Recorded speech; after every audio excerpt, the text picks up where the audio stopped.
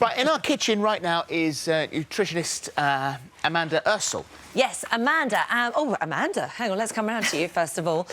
So on average then, because sugar is the big thing, sugar's like the buzzword of the moment. On average, how much sugar do we get through per person at the moment, in a week, say? Well, in a day, what the stats show us is about 60 grams, so it's double what we're being told we should be having, which is not surprising, really, because the guidelines only changed in 2015. So it used to be that was OK, but now we should be having half of that. And so this is what is in our food. This is how it creeps up on you. Yeah. You can cut out, you know, I won't have sugar in my tea, I won't have a chocolate bar, but it's when it sneaks up on you, you don't know what you're doing. Yeah, I think that's a really good point. And it's things like this that are the sugary breakfast cereals. 3 cubes of sugar just in a little bowl of breakfast. And then some people put sugar on top. Yeah, absolutely. So swapping it for a wheat biscuit, you'd be able to get rid of those 3 almost completely. OK. There's a small swap, and you can stick a banana on it or something to get a bit of sweetness in there naturally.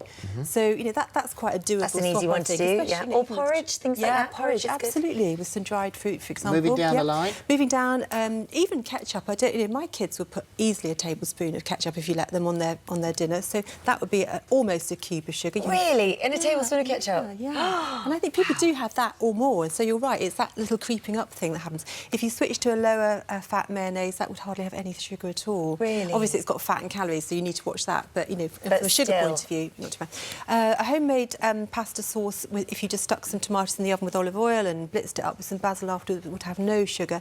This one would have more like, gosh, I've got to check this here, 29 grams, 30 grams of sugar. So which works in a portion? In that whole jar. In that so whole that's jar, 7. that's how much is in the jar. Yeah. Moving on to the fizzy drinks, a lot of the fizzy drinks have 9 cubes of sugar, so that's way over an adult's, you know, for the day. So if you've got a little kid or someone who's, you know, if you think of a 4 to 6-year-old, their maximum is 5 cubes of sugar.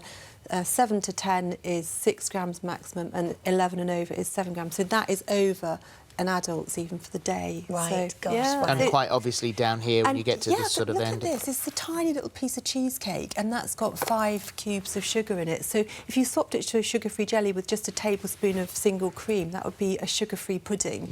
So it's not about then denying yourself of everything, is it? It's just about knowing what those... Actually, it's just knowledge of what the things, where they sneakily put it in that you don't know. Looking at the labels, and making some changes. Listen, I'm a nutritionist, I'm supposed to know, but it shocks me every single time I look at labels, and I do something like this and I think, wow, that really does add up. Can I ask you about fruit? First of all, because fruit obviously got lots of sugar in it. People say don't drink smoothies because it's got lots of sugar in it. Well, where does fruit lie with all this? Right, so the things that don't count towards your added sugar are whole fruits and dried fruits and canned fruits. They don't count towards it, but as soon as you blitz them, puree them, juice them, whatever. But don't you blitz them in your mouth when you chew them? Yeah. It's a really, I mean, surely as soon as I stick an apple in, I'm practically juicing it with my teeth. You sort of are, but it's still contained within the cells of that plant, so when you get it, it takes longer to digest it. So once you've juiced it, it kind of is a quicker hit.